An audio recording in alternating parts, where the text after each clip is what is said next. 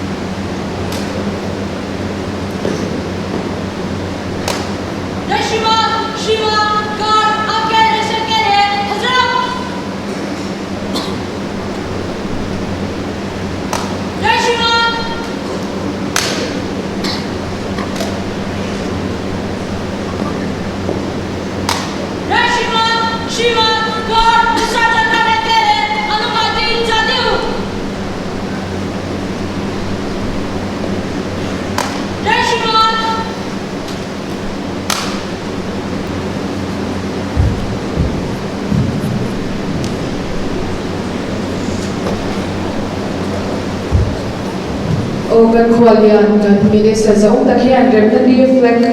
bokhar na hunah nei do ni. Chuan kan President First Battalion MZP General Headquarters theih anun tumdola hemi chun hian mipui te kan ning chun zom zel do nia.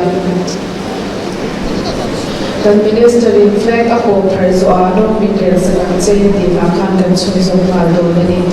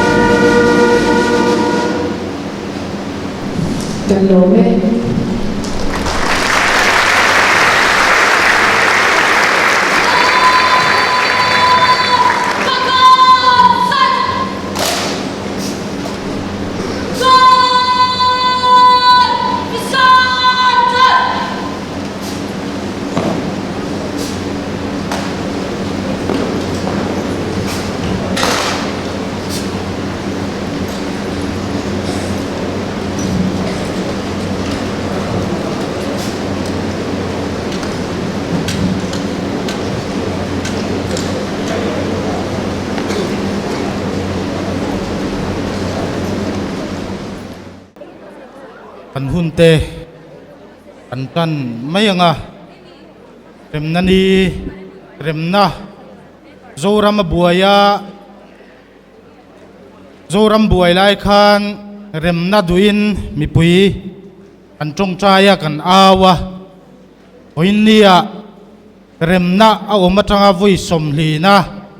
kun mangtura local zong te kan Khuallian Sapdanga te le kan som bik te hoinia mipui local zong te amasain Remna Ni chibai kan buk cheu ni sang ni le som priya tatanga kan man tatanga avoi rukna Remna Ni MZP kan man tatanga voi rukna kun mangtura local zong te TV lama lo thlir tu tele Zoram mipui te amasain MZP General Headquarters Hmingin tibai kan buk cheu ni ole kan hun kan chan tak tak main kan zawain kan dinga kan bulami te theu remna chibai yan buk te ngo kan dingang le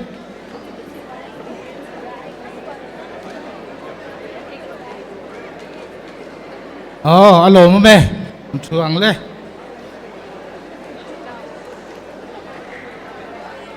Voinia hos duam tak an nei do na nula zorun pui londoin kan hun in hos sak do na ni kan program tang pui kan chiar chuakange unser min man sak turin Reverend Raldo Sanga moderator Mizoram Sinot anianga zaipol hi Saint Joseph Higher Secondary School in Minnei Sakanga Kuave lila chinge yang in report le in mail tirna C.Lalremruata General Secretary MZP in Minnei Sakanga tusoi kan ngai thanga Dr. C.Lalremruata President MZP in Minnei Sakanga Mizo chuan zai thiam tak nula Lalremruata sangin zain min oyanga choi moina hun voinia hian choi moina mi pakhat an nei dona chu Reverend Dr. Hminga anianga min boipui sakturin u lalentlinga Assistant General Secretary in Minnei Sakanga Souvenir tlangzarhin kan Khuallian in Minnei Sakanga chu Mizo chuan chu soina hun Minnei sak le don ani chu Mizo le chuan lam kan hir howanga MZP culture tupin lam aron en tir don ani zai hi vanlal chandama Victor vanlal venima rokhum o mission te tangin an ngai thabuk nga charlam kai he Saint Joseph Higher Secondary School la tangin an hir ho bok don ani aron ding non to lovanga an posin kun min kai suai to dona tuna chuan program te kan chan naturin Reverend Raldo Sanga inot moderator lo somang ikan kan hosin atop thlengin hun min kai suai to don ni Deputy Chairman le kan Khuallian kan Khuallian kan Home Minister Zoram takte koina Remna Ni lawmna in koma al zong te Mizoram Sinot le Mizoram kaihhruainain committee te aiin chibai chawkchhuaktu iboina hian Remna Ni lawmna hunro pui taka hun mang tura hruainain ten kaihhruainain niin na min riat saka inan som hi kalom le maya yang chuan when a local com e tamber te hi rambuai repak lo te kan ni hlom ome chunga tanga chukai to chuan remna lutna te kan ngai tua thiam pok lo theya irole ro chuan remna le Muanna hi ini Christian tekan chuan kan pathian remna lalpa kan tina ngai pui mo em kania pena hian a lutna te ngai tuin remna le Muanna thom dung zel tura rilru kan in siam tarna ni po ni stela umlein kan ria chu ikan sai masa zukani le eni poimo takatan hian kan in sirna patian lama kan in sirna tan patian tu to chiarila tan sin tramathaya ziak bunga tang riat tanga chang som tu hi tan sin tramathaya ziak bunga chang riat tanga chang som inlunga thiang hlim te chuaninga anni hloe patian an la mudon sia remna siam tu te chu anni hloe patian fa te ti an la ni don sia pelna wanga ti du da te chu anni hloe van ram an ta ani ti a poina hian kan siar chan takachu remna siam tu te chu an ni hloe atian fa te ti anlani don sia ti hi ani ki kan ria tangin Mizoram ram buai hun engemo chen e kan tuara chumi tang chuan kan rama remna le muanna om theina turin kan ram khuai tu tele koran khuai tu tele ol rang tang khuai tu te mipui te tong trai na ne na kan lag tan le kan beina te kan thorim na te kan kya chung zong zong a chuan atien na tho lo langin remna tuom tak kan rama min kenta atien ne na lom thu sei kan ba a tiang pukin he tiang hun kan ken theina tura ei top chua rim taka poktu te wang point tien ne na lom thu kan soya kan rama remna muanna duom tak om zel theina tura kan ti theina zona ei top chua kan tan zel hi kan mo purna ni ti poina hian et tharila adum lein ke ria chu e kan sei tu po ani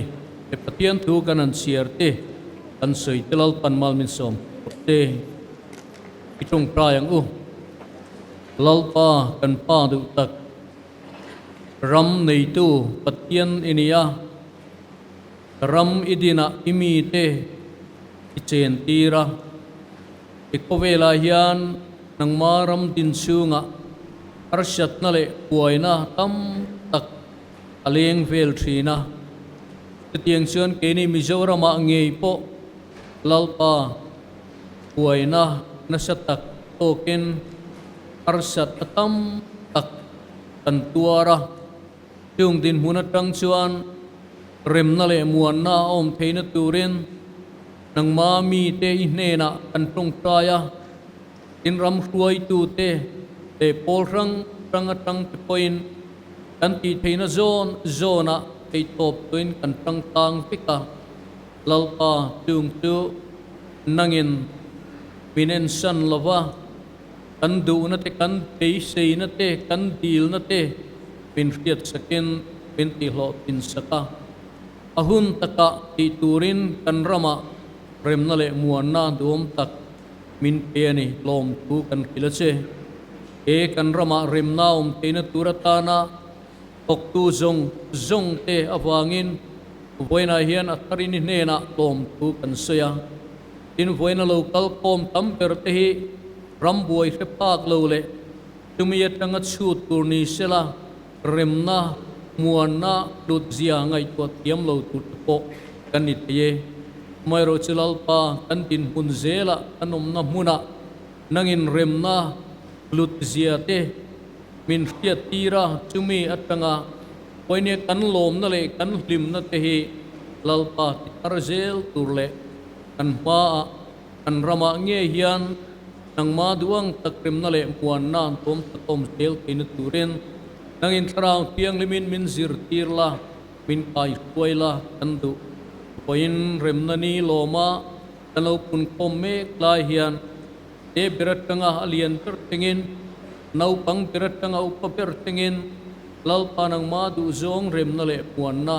in fiat tiam tira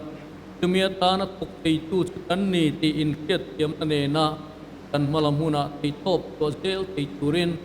kan puina kan dil sia nangin ifin na le rem fiat tin min sir tirla tra bin min kai khoi telang te poina kan program man tur zong ikuta kan hlana ruam man tu ten uluk taka phim tur taka an ruam man kan pe seyang taka ahlo tin na lutak kan tan pe tin turin kan program ikuta kan hlana nangin mal min som te lalpa du takisok kistam in ilate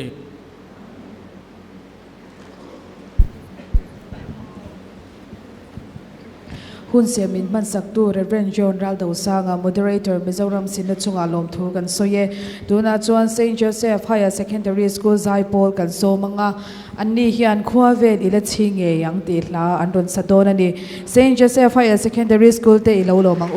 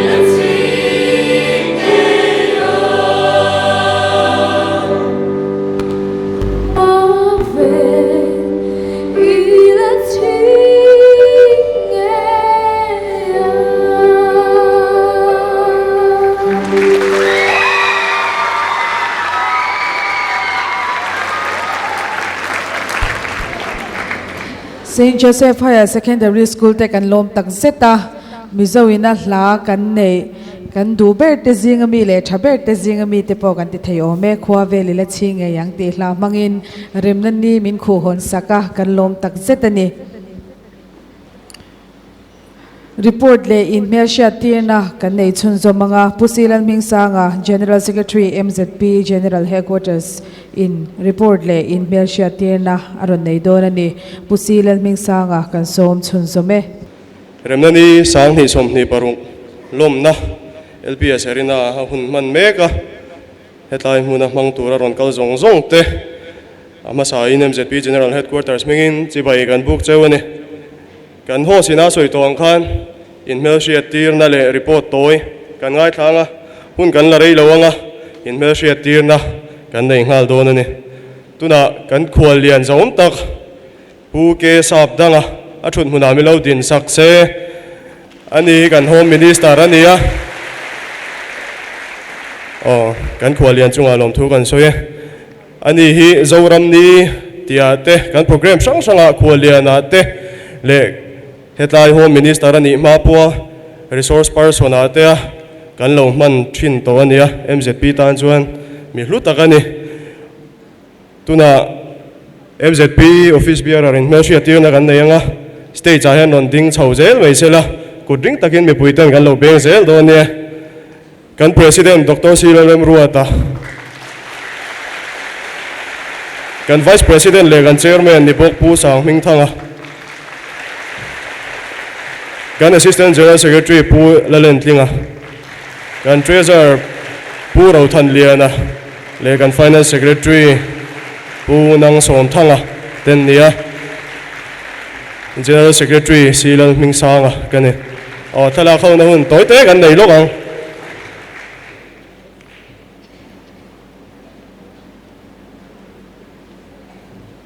ole MZP OB te chunga lom thu kan soye kan hun ser min man saktu Reverend General Sanga moderator Mizoram Sinot achun huna milo din sakvele sela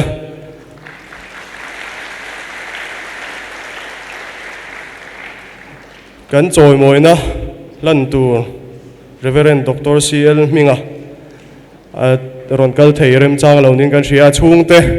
ron kal remchang an thun huna lo ding ve leila kan lom tak zetani voina kan Khuallian ron zui tu te kan thun huna awm remchang a piang lo ding ve leila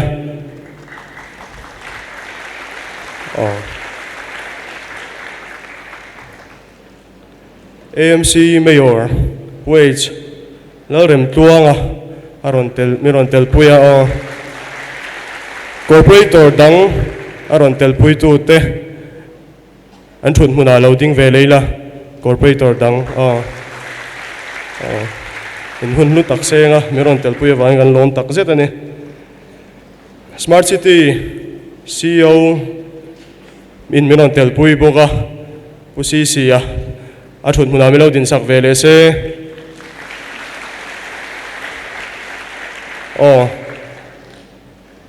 Khuallian do chia titur kan dia pu walal moya secretary home changtu achun huna milo din sak vele se party sang somna kan sem chuaka ron kalrem chang theih piang kan chun huna kan loading do ne MNF lama changa Mizo National Front lama changa ron kalte pahnin miron telpui ne Congress lama changa miron telpui tu te Mizoram Pradesh Congress Committee pahnin miron telpui bokane ZPM Party lama changa miron telpui tu te anom rem chang lo ni ange Paul sang kan som boka voinia miron telpui tur hian NGOCC NGO Coordination Committee anon theirem chang lo niange Zoro changaron kalte Zori Unification Organization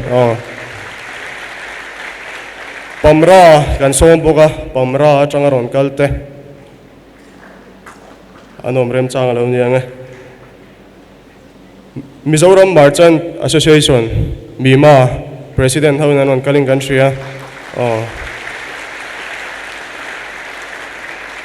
Myanmar MP ron kal theih chang te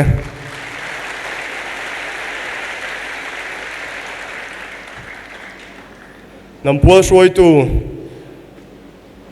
anon kal theih chang lo ding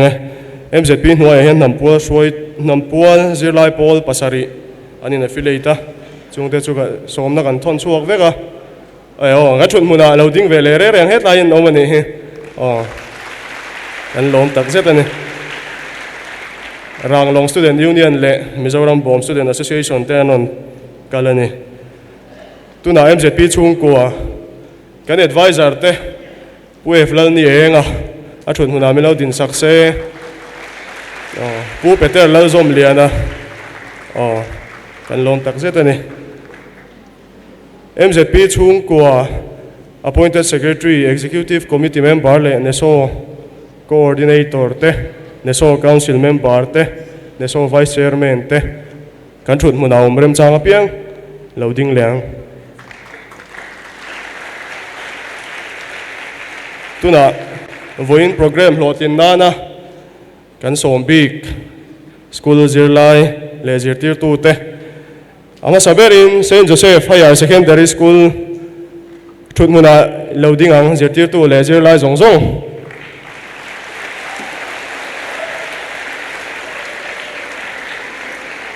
ole a thut theih tuna Endeavour School of Learning zirlai le zirtir tu a thut theih St. Joseph Higher Secondary School khan zai pol zai moi tak le sar lam kai lam miron en tir don ani Endeavour School hian chero bu zai miron en tir don bokani St. Anthony's Higher Secondary School zirlai le zirtir tu ron kalrem chang nan thut huna ole a thut theih ani hian chero bu zai tho miron en tir don ani Home Mission School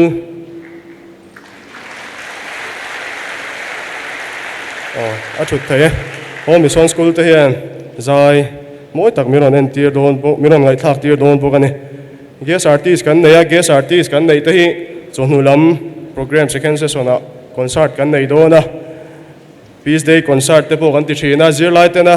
helai ron kal te chuan min ho san lo mei lo tur le a top thlenga min on pui turin kan in som halani tuna ron kal guest artist ron kal theih chang program masalama zai tu J.Lalremruata changi a thut huna lo ding ve le se kelal pitket lal thamuan kimi ron la theng lo ni nge report toy lo ngai thak chun zomang mizo zirlai pol bultumin Remna Ni Mizoram Peace Accord Day Mizoram ina Remna le Muanna anei cham chu Mizo mipui tena tetana nipui mo tak ani awangin lungrual taka lom ho thin ni se theih MZP du dan ania lungrual taka lom ho ani theilo thin te le political party sang ngai dan ni nang lo te chu MZP chuan angai mo hle kan pi le pu te na kum som ni chung te meu ram boi wangan torna te hria reng ani theinan Remna le Muanna awm theinan a thawhhlawk tak tak te choi moina hun kan nei theinan le ramtan an na hial lo chan ta te kan hil lo nan tin MZP chuan kum sang ni som paria da tang khan alo mang chana voin ni hi a voi sari na ania covid lai khan voi khat kan mang thei lo a voi sari na kan lo theng ta ni MZP executive meeting voi zaruk somnga pani na in Remna Ni sang ni som ni paruk organizing committee adina chairman atan tuna kan president Dr. C.Lalremruata ania secretary atan Sanghmingthanga general secretary kania assistant secretary atan tlangzarhin kan assistant general secretary ani member elected OB zongzong le advisor ania extended OB tele neso vice chairman te ruat ania subcommittee sang voin program hlotin theinana decoration te kan refreshment kan thil ei tur te le light and sound tiang zong zong buaipui tur hian subcommittee din ania kan subcommittee dina chairman le secretary sang kan han chair chuak lenge information and publicity secretary general secretary le lalremruata secretary in charge information ania light and sound subcommittee chairman atan Sanghmingthanga vice president le Johnny Kelal Muanna establishment secretary ania decoration and ushering pu thawhhlawk kan treasurer le Muanna mar kan external affairs te ania refreshment and sanitation punang somthanga kan finance secretary le Lalram din zawa social and culture secretary te anni tumdangang lo takin remna le Muanna theih na thawhhlawk te chawimawina chu organizing committee chuan nei lenge ni set atia search committee din niin chairman atan Sanghmingthanga vice president le secretary atan Khuallian assistant general secretary ruatan nia ngun takan ngai tu hnuin voina kan chawimawina hlan tur Reverend Dr Hminga organizing committee anon chawkchhuaka pommani Souvenir subcommittee Souvenir in charge atan kan president Dr C.Lalremruata nia MZP buatsaihin Remna Ni Souvenir hi ni kumlama buatsaihin ito chair tu tenan lopuema wangin kumina po siam le ani organizing committee hi voi thumlai kan thukhoma review meeting te kan nei boka nimin khan natlang kan nei boka voina program nei tur te pon rehearsal te anon nei boka ni MZP buatsaya Remna Ni lohman to na hun le kan chawimawina to te min kan tar lang ve lenge kumsang ni som pariat khan PUC multipurpose hall kan neya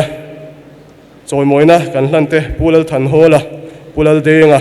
pulal khama IS retired te ania sangni som pakwa khan lamuala kan neya Reverend Dr HS Luaya Reverend Dr Zairema Reverend Dr Lalngur awaral te le pulal tuama tuna kan chief minister nilai te chawimawina kan lo hlan to ni kumsang ni som ni khan ignite studio khatla kan neya chawimawina kan nei lo ani sang ni som ni pakhat hi pandemic covid wangin kan hmang talowa sang ni som ni pahnian ai zautlap khatla kan neya Reverend Dr Lalsoma chawimawina hlan ani bokani sang ni som ni pathum hian vana pa hola hman ania Mizoram chawkchhuaktu committee MKHC te chawimawina hlan an ni bokani kumsang ni som ni pali khan helai hunah tho hian LPS Arena hman ania helai hian MLA Remna le Muanna theih na an MLA ni na lo ban san ta te pujei so thuama pupi lal upa pulal thanzawa pungur china te chawimawina nei an ni bokani kumsang ni som ni panga khan lamuala ro pui taka man ani bokani sang ni som ni paruk voini LPS Arena Falkland-ah hman mek ania an soitawang khan chawimawina voini hian Reverend Dr Hminga an hlan don bokani hati zong khain mersia tirna le report toy kan ngai thak thei chu nia in zawai chunga lom thu asoya Hminga General Secretary chunga lom thu kan soye duna chuan thu soi kan ngai thla anga Dr C.Lalremruata President MZP General Headquarters ilo somang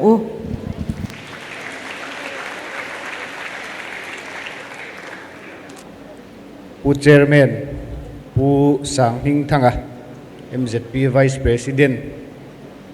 tin voina kan Khuallian zom tak Sapdanga kan Home Minister tin ani hi MZP ruai tu lui alo ni to tin hun sermin man saktu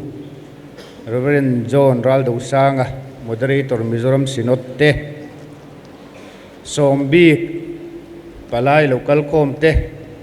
NGO rang kan tho pui te tin political party IO te kan thu le hla min puan zar sak thin tu chanchin bumi te tin MZP chung kwa ka tho pui zong te kan advisor te Myanmar atanga local kan MP le MLA te tin AMC atanga local te sarkar mi le sa te tilai local khom zong le min lo thir tu te amasain Remna Ni chipai MZP General Headquarters mingin kan bu ka cheu thu ka soi sei rei lawanga maro chu thu han soi ti rik ve du ka ne amasain thu noi te han nei ila thain karinga Remna Ni kan man thin hi Mizo mipui ten inremna ya inhnialna ni kan man thin awangin le inremna ya midang te soi chiat na ni kan man thin awangin MZP chuan kum sang ni le som pasari khan a hu ho man ni se political party te NGO ten a rang mang lowin ti na lo rela chumi ni wang chuan kum sang ni le som paria ta tangin Remna Ni hi MZP General Headquarters in kan lo mang thina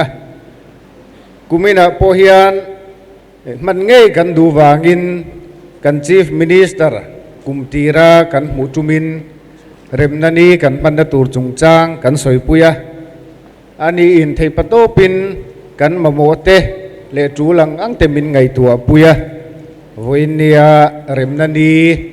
hi kan man thei pha voinia hian kan Chief Minister Zoram tak pulal do ma chunga lom thu kan han soi masadu ani chu ti rual chuan hei thil soi neu te hi atam khop maya han soi lan rim thain ka ria MZP hianin politics aniemo khatiang ril ru kha kan pulem lowa Khuallian som chungchanga po party thilte koimonilai thilte omanga han soi omlaya kha MZP party politics aniemo khotilai politics emo aleng ve lawani ti kha kan soi lang dua kumsang ni le som ni te kumsang ni le som ni le pan kumsang ni som ni le sang ni le som ni pani kumpo khan khang hunlaya kan home minister Zoram tak te khan MZP Remna Ni hi Khuallian niin min lo man pui to ani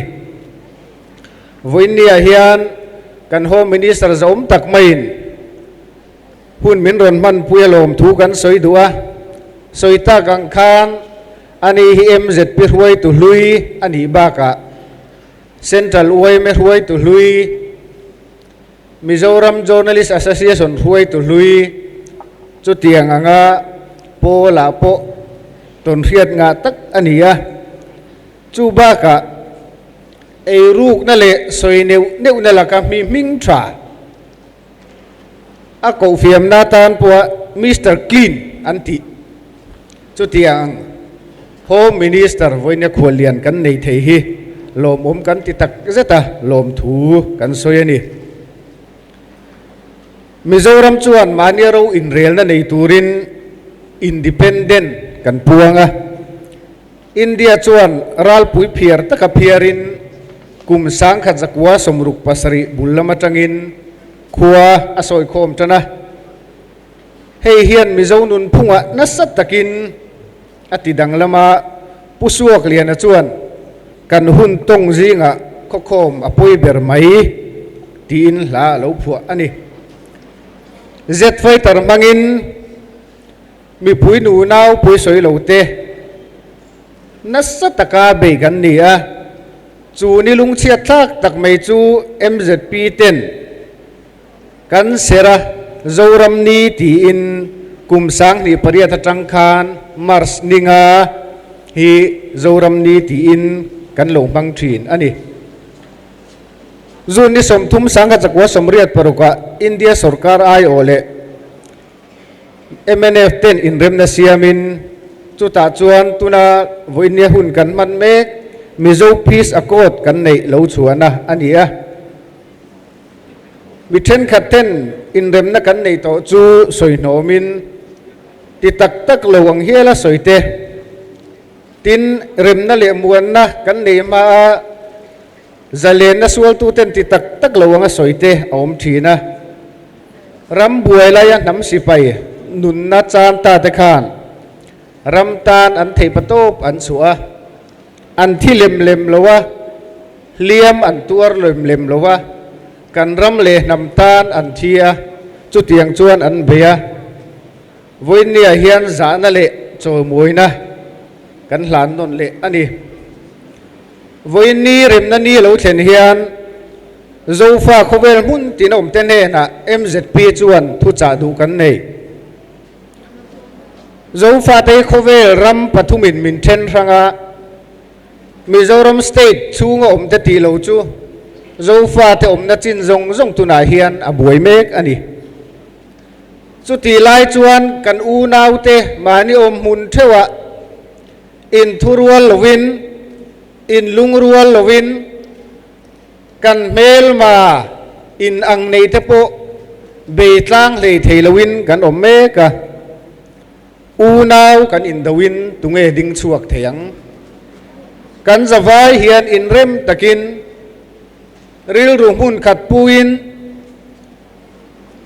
in sel na te in thana le in be na te om lawin ril ru mun khat pu oma kan tum ti lo tling turin mun ranga zofa kan u nau te voidi in rem na nia hian in rem tak om turin kan somin kan ngien du cheu ani tin voin nia hian remna kan nei theina turatan kan pi le pu te kan nu le pa te kan far nu le u nau te he ram hian zalena anei theina turatan thei patop an lo chu athina an tum le be se yang diak kheng lo mai la voin nia hian remna kan neya chu ti lai mek chuan remna wanga kan ram masona akal that em lain nam dang sum don puya mong zom tu mi zo tam tak kan nom hi apoi kan ti tak zet ani heng kan u le nau kan pi le pu boral ta te kha ron thau sela min pum pui hian voin nia hian kan ringem chu wang chuan kan mel ma te min tha chimi vek du tu te voin nia tho puya mong zom pui sum don pui mi zo zong te voin rem na nia hian kan ta na nun hlan tu kan nu le pa kan u le nau te mingin ti top turin kan ngien du cheu ani MZP hian remna le muanna a om theina tan thei patop alo chuwa thina chumi ani wang chuan he pol po sarkar ne na kal le thei lowin sarkarin education institution ate ben hial alo ngai to ani amai ro chukum sang ni som pariata remna ni kan mana tangin remna le muanna om theina turatana thawhhlawk te choi moi tul kan tia choi moi mitam takkan lo nei to voin nia po Reverend Dr Hminga remna le muanna atana thawhhlawk na te hian choi moi na hun kan mangdon ania ama hi kum som ko pariat som ko pakwani to wangin aron tel theilowa ama nge hi tilai mun aron tel thei selang chuan nuam awati don em atop na bera voiniangen na le somna kan han siam do chu MZP in kum sang ni som pariata remna ni kan man tran tira kan ril ru ang reng kha MZP hian kan lapua remna ni yang takin tu po sarkar se sarkar piangin he ni hi aranga program siam lowin MZP te program siam hi min pompui zela chumi ani wang chuan nakum kum sang ni le som ni pasari tang chuan Mizoram chunga political party te po then khat te po aranga Remna Ni lawmna siam lawa Mizo mipui zong te ayawa MZP ten Remna Ni lawmna kan siam hi a huho man puya kan som chewa a rang le political party abi takin political party te a rang amang lo turin thinlung takin kan ngen tak meu cheu ani Remna hi alua ati chetu ni lawa chom nung tu le masona diktak min thlen tu ni zel thei turin Remna le Muanna kan nei te Mizo mipui ten ivong nung zelang kalome Dr. C.Lalremruata, President MZP chung alom thu kan soye zai kan ngai kha anga jelerwa sangi elolo mangu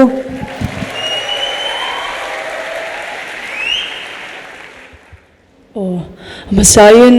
voina helai huna local khom zong te kalal pa iswa Krista min Remna Ni chibai kabuk chewa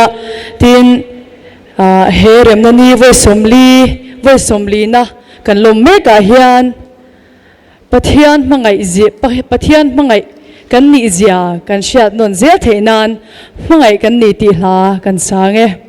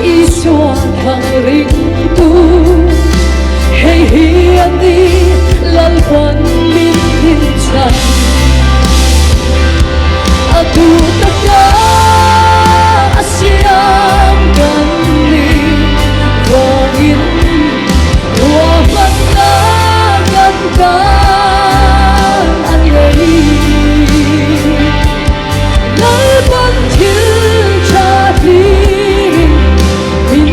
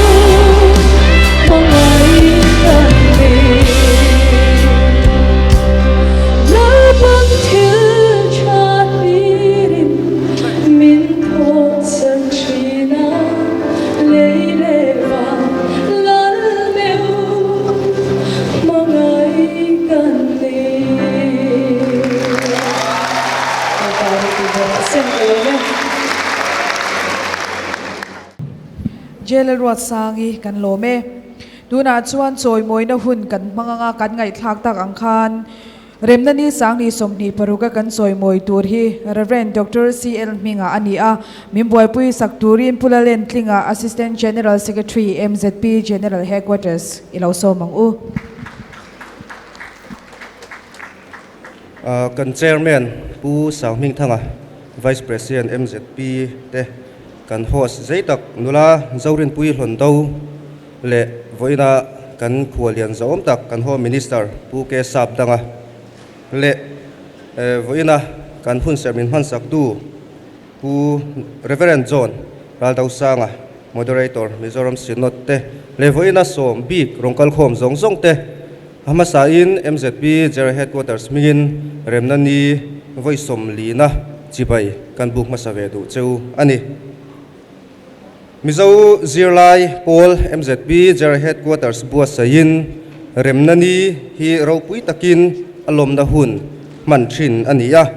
chu kumsang ni som pariat atang khan lo man tran niin he hunah hian Mizoramin Remna le Muanna anei theina tura mi thawhhlawk tak te hnena chawimawina lo hlan to thina chung chawimawina lo hlan to te chu kan General Secretary khan aron tar lang to thawam ai ro chu karon tar lang non vele shimanga kumsang ni som pariat khan pulal than hola pulal denga le pulal khamate hlan niin sangni som pakua Reverend Dr. HS Luaya Reverend Dr. Zairema Reverend Dr. Lalngur avaral te le pulal du oma te hlan ania kumsang ni som ni pani khan Reverend Dr. Lal Soma hlan le niin kumsang ni som ni pathum khan Mizoram Kaushon Shuai to committee te hnena hlan le ani kumsang ni som ni pali khan pu JH ro thuama pu pilal upa pulal than zawale pungur china te hnena hlan le anlo ni to bok ani MZP chuan heng miro pui tak te hi Remna Ni piang in a chawimawina thina kumsang ni som ni paruk Remna Ni voi som lina apo hian Remna atana mi thawhhlawk tak miro pui tak Reverend Dr. Hminga hnena he chawimawina hi hlan le ani don ani kan president ron tarlan to angkhan kumsom kwa chawan lo ni to wangin lunglei lama omte ania voina helai huna aron tel theilova atu le fa te ron kalakan din tir vele shimanga mipui ten ring takin kutbenga lo lomdonia alo mome Mizoramin Remna om theina atana anin pekna an malak na le inhlan na tehi MZP chuan ropui atiin chawimawina tlaka angaya voina le voini anga te hian I khang kan mi hlu tak te kha kan lo chawimawina to thin ani Reverend Dr. Hminga puala video clip toy kan buatsai clear hauna kan neyanga chumi zoa chuanin kan Khuallian kha I citation hlan na chawimawina minhlan sakturin kan so manga chumi chu nula zorin pui hlondau kan host khan mirong kaihhruainain chun zom mai donia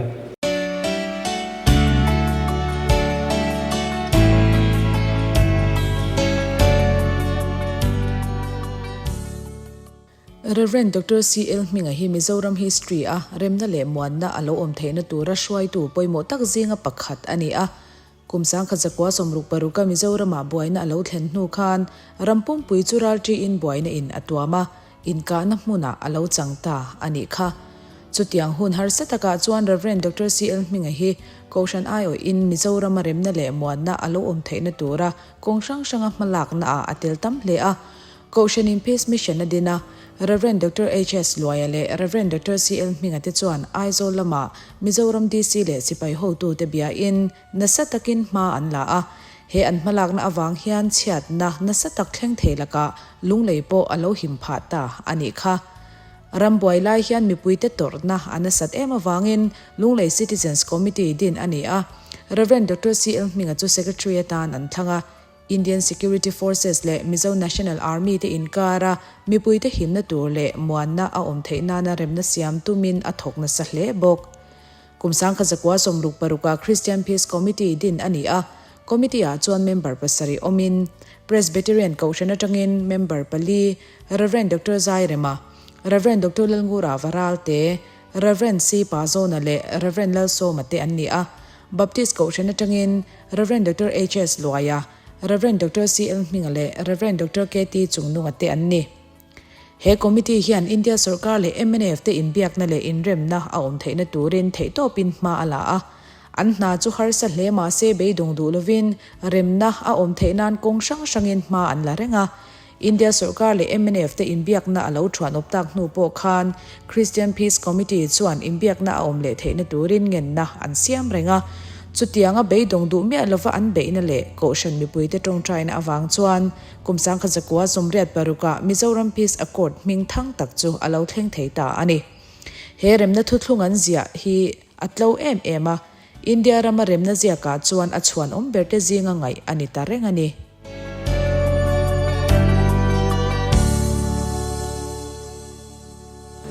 kan Khuallian kan minister za tak puke Sapdanga kan som chun zom halanga chawimawina mindon saktu turte po khan lo chuak sela an chua chung hian chawimawina thuzia khi kan lo chiarange Remna Ni puala chawimawina nam si paiten zalena an suala kumsom ni lai an ramut nu in an sual ber zalen no kong chu abo ta hle a Zoram mipui mang angin kan rumani heti laya MNF le India Sarkarin inremna tling an nei theinan ban phara ramle namle mipui te dan engkim huama ke ipen na hi MZP chuan a sherenga a chuangin ropui ati takzetani nasataka remna le Muanna a theina na ina thawzar zovin MNF le India Sarkarin inremna tling an ziaka Remna Ni sangni somni paruk manna a hian kan ngai lutzia chele kan chuan zia chelantinan he thu zia ki kan hlana cheti ani a General Secretary le President Hminga an sign ani tikhan kan Khuallian kan minister zaum takhan min hlan sakngal sela a thange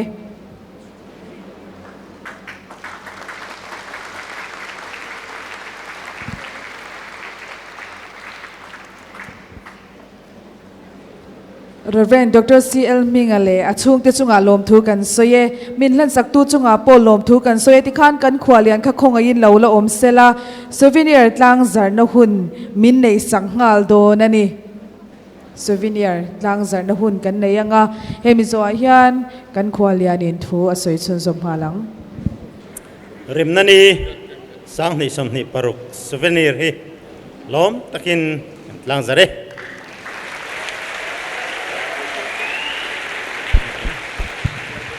kan lo me tikhan kan Khuallian kan minister zaum tak thu soi turin kan som chun som ngale Pu chairman le MZP General Headquarters President le thopui zong te wena hun sermin man saktu Reverend Zone Raldo Sang moderator Zoram Ni in chawimawina dong tu Reverend Dr Hminga ama local lawma se kan chibai tela chung tene tin aizol mayor le athopui te official zong te gan mi sombik mun frang local te zirlai wenau pungkhom zong te masaberin Mizoram Remna Ni pualin sibai kabuk sewane Mizoram mipui te nipui mo big Remna Ni lawmna chanvo pui mo tak luatura som kani hi kalom tak zeta katan chuan vein hi nichin chiatlak tak anreng to don ani wena hian inremna na hin ril ruat hamuan na te inlung rual na te kan yawangin kan ramin sakzokin ma alo son vea inrem lowa kan hun lai kum somni chung kha India ramin mason na konga ke apen sak chhotran hun lai ani awangin state frang telaka Mizoram chu kan hnufual hlea mason na konga rual o anatak zet ani rambuai ni reng kha nu fual na sa tak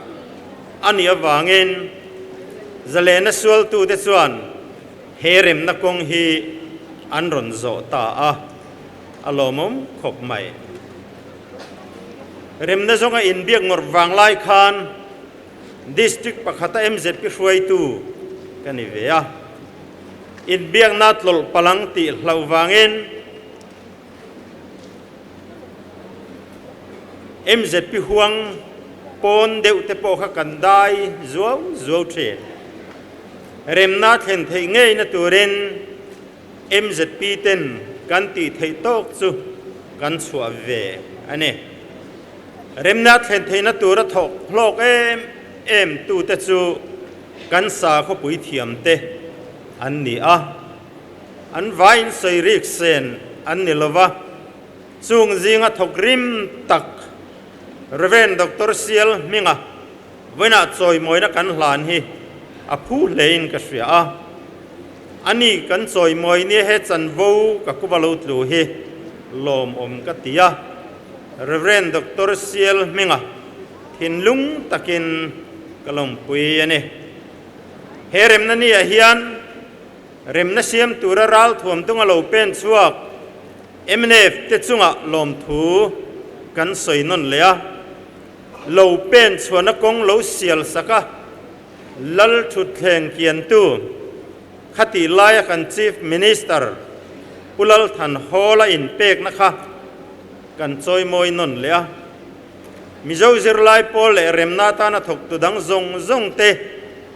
kan choi moi tak zet bok ane khovel mun danga le india ram nge ya po indo na ban san tura inremna thuthung thun hi khiatur atam maya chung zinga chuan Mizoram in voina kan lom mek Mizoram remna ni hi chin chiatlak berzinga chalngam ani ome achan chu inremna zia ani kum sang khazakwa somriat paruk atang khan kumin hi kun somlina alo ni tahiala remna thulung zian ni atanga voin thleng hian in remna thulung bo chiat na lam reng a om hriat ani to lo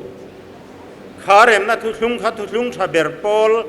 ani kherlo mai theya remna thulung zom hlo berzing mi ero chu ani ang chu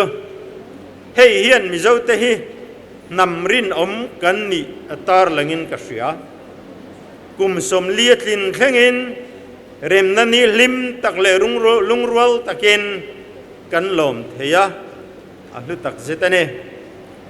wena local khom te hi atam berchu ramboi khe phak lo remna thu thlung zia nuwa piang kan ni ome rambuai khreom ziate arab phak ziate chung ko dam takin an tlak chiat len pha dan te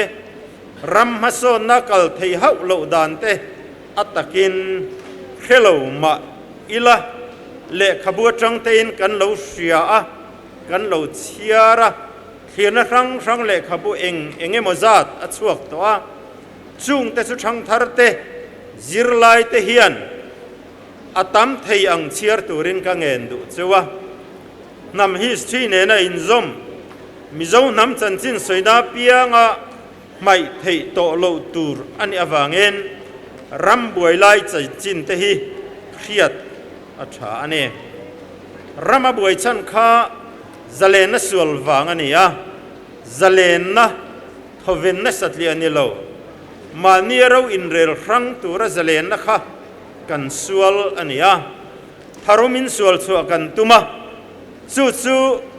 min pe thei tu india sarkarin alo phal si lova mi hring ni chunga chian na thleng thei rap thak ber in tha na te in pong sual na te in hal sak te kha kum som ni chung Mizorama a thleng ani bera chumi re na tura rem na tluan tling zia kha kum aliam tam tialanga ahlut na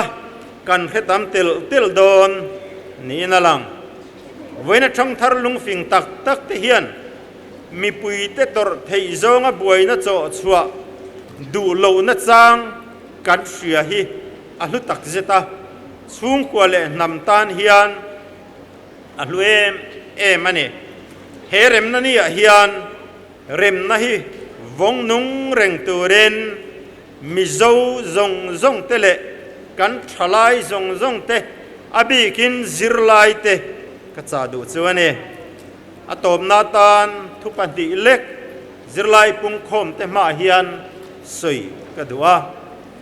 ral thuam leka zalen na sual le chuti zonga boina siam chu kanril ruina hoi to lo chungin Mizo thalai te namen lawati boi tu tun lai hian kan tong meka chu rui hlo ane van doi thak takin Mizoram hi rui hlo veivana kal khana ta na man ania ve na ta hau tak hle mai khochak lama tangin tam tham tak cheng vai bel setel man englai point alo chuk rui renga Mizorama lo lut lo turin ram ria tlom ngai pol tele police le exercise force ten chun zan zamin an lo venga ma ni khazona kal khan veng ne ma se ram noi khoi lai apo alo put ya ven sen har sakhop maya tuna hian Mizo thalai drug sinati buai hi engza chia nge kan nei soifu sen po ni to lova rui lo ngai te en kol na aizol chevel center zonga seat akhat veka chuti chung chuan kholaya englai point man khom turanom renga rui lo wanga odi chop le chilanun na chan thanem tak an oma sim nu fea rui lo sul nu thi pui thanem tak anom meng bok ane fin thak berchu ti chin hau lo hiania adot tu chu ti dok lak ma sim ane sarkar le tlaw ngai pol chakna ven sen rual anilova ma ni in ven asot ber rui lo le sex kher hi chu ti chin lo atha berane pani na chuan sarkarin theitop kan lo chua anga sarkar nalak renga thiang lim takin atling te indotin kan lo lazel dona tling lo jok du sakwanga lak ang chi kha nataka do zel turane tling lo jok du sakwanga lak hian rilru thalai te rilru ati chiati kan fia ane ti chuan dik taka na thok tu te lak hian zirlai te tan kong dik zau takina konganga ha taka zirhi omzia anei tirang thalai te lo pen chuak ula dik na kong ka zau takin lo hon zel anianga dik na ken ko wanga tor ngai a omani poin thang thar te tan kan tuar zel mai aniang chu MZP, we sign tonight. Long live MZP kanti chinka kalome.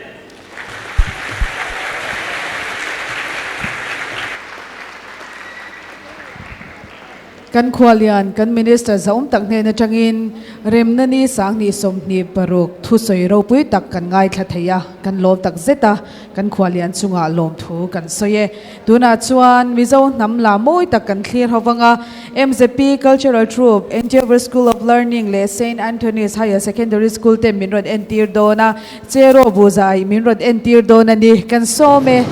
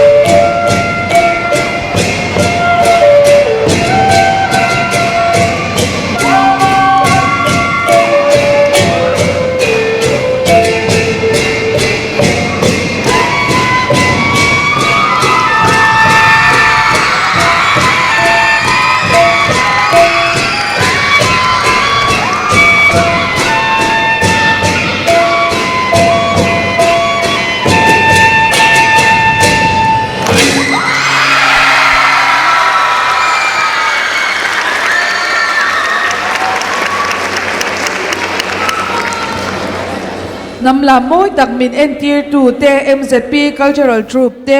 Endeavour School of Learning le St Anthony's Higher Secondary School te chunga lom thu kan soye amoi e mai kutin beng le te ang tuna chon sai kan ngai thanga walal chandam Dr walal ven himaro khum ten zai miron chop chua sakdona Remna Ni Sangni Somni paruka kan so mga ani hi home mission school atangin nanni walal chandamale Victor walal ven himaro khum te kan so me kan la soi kim lawa ron perform tur te bing hi kan soyange home mission school atangin e frame la sha chunga gospel lom sang zwala walal chandama le lal than zwala te anni program shi talan dana kha chuan van lal chandama ti le Victor vanal ven himaro khum ti khania amai ro chu engamo har sanna wangin Victora chu mimal har sanna wangin an tel theilo hlau maya chu wang chuan nimin lama te kan han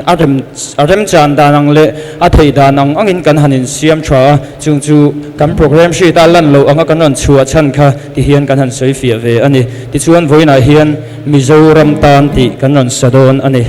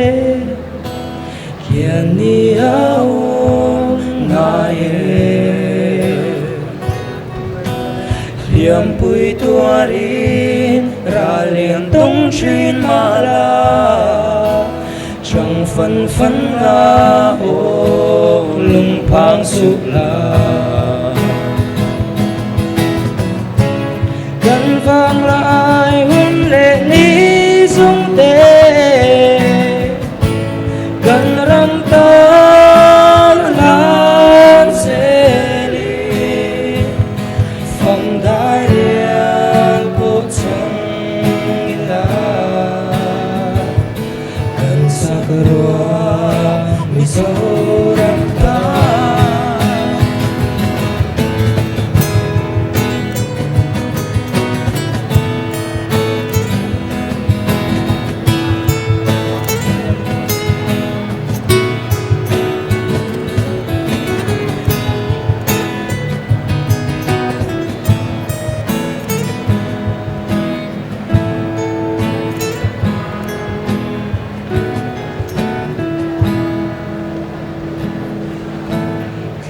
tình muôn chuan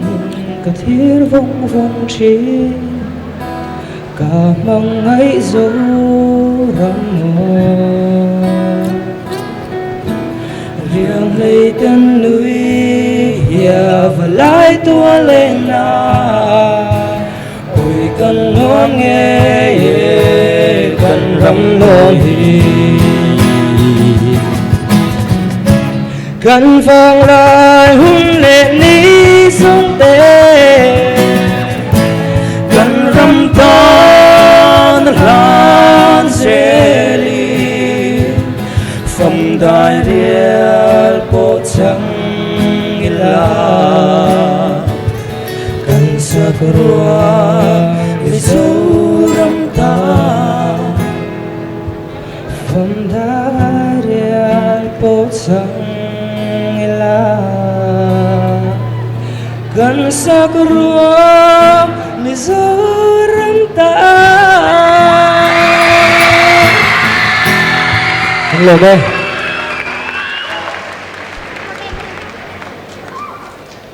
Home Mission School te kan lome Zoram tan ti la moi tak mai in ran sa chuaka kan lom le mai tuna chuan Remna Ni sang ni som ni paruk lom na kan mahun min khar sak turin St. Joseph Higher Secondary School te kan so mga ani hian Mizo nam lam sar lam kai mangin Remna Ni sang ni som ni paruk lom na chom mahun min khar sak do na ni St. Joseph Higher Secondary School te kan so me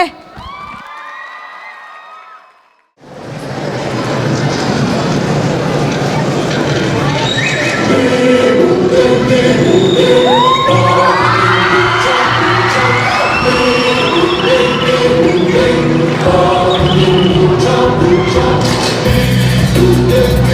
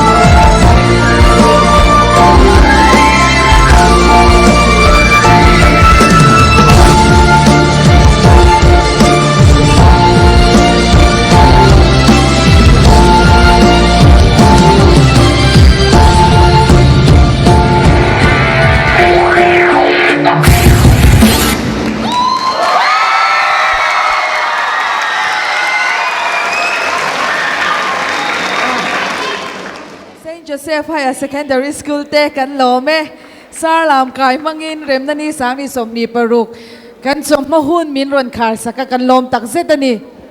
ti kha kan som mahun chu kan zauta a